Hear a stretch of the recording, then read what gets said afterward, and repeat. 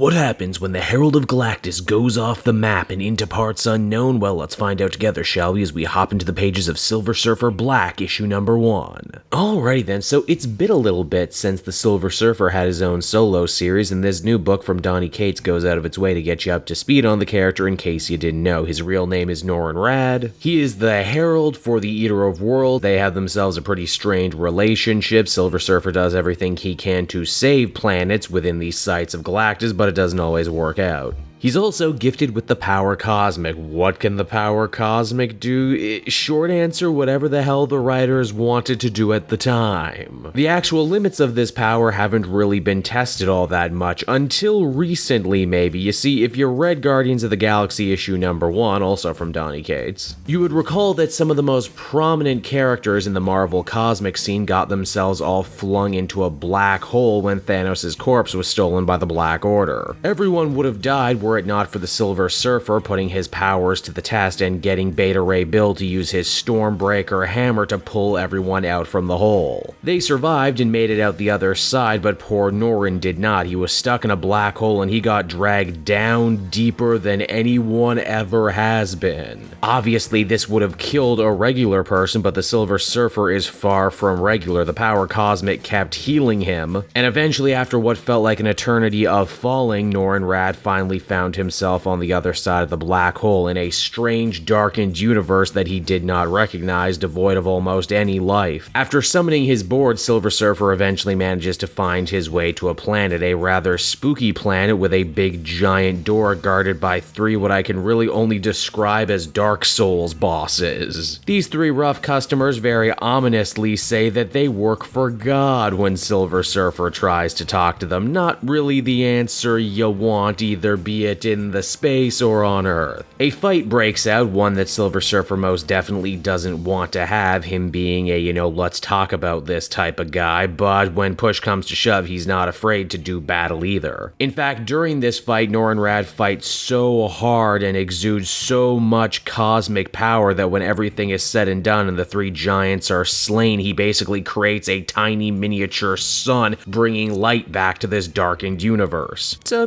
pretty normal stuff in the average day of the Herald of Galactus, but hey, what's behind that creepy door? Why was it so worth defending? Those are questions that Silver Surfer doesn't have to ask for very long, because a monstrous hand ends up grabbing him and pulling him to the other side, where we see the man behind the door is actually Null, a fairly new character who you would know all about if you read Donny Cates' Venom series. Basically, he's the god of the symbiotes, the progenitor of the whole damn race, locked away by the other Clintar because he was so damn evil. In the Venom book, Eddie Brock had just barely managed to survive against one of his avatars, and here is the real deal Null, free for the first time thanks to Silver Surfer. Good job breaking it, hero, as the comic ends. And so that was Silver Surfer Black, issue number 1, everybody, and if you couldn't tell, this one is an absolute visual feast for the eyes, a real trippy cosmic love affair that harkens back to the old days of cosmic Marvel stories. Tradmore has a wildly unique style all his own, and something that I really can't put my finger on. Then of course you got the rest of the story that sees the always incredibly powerful Silver Surfer, an avatar of light, going up against a creature of pure darkness, someone who might just manage to be his equal. Also, as someone who's been reading pretty much everything Donny Cates has been putting out at Marvel recently, this issue was really rewarding because they're tying together so many different books here in this new miniseries. Ultimately, I'd give this an 8.5 out of 10. Really solid stuff. Hey there everyone, it's your old pal Cape Joel again. Thank you so much for watching to the end of the video. I hope you enjoyed it, and if you did,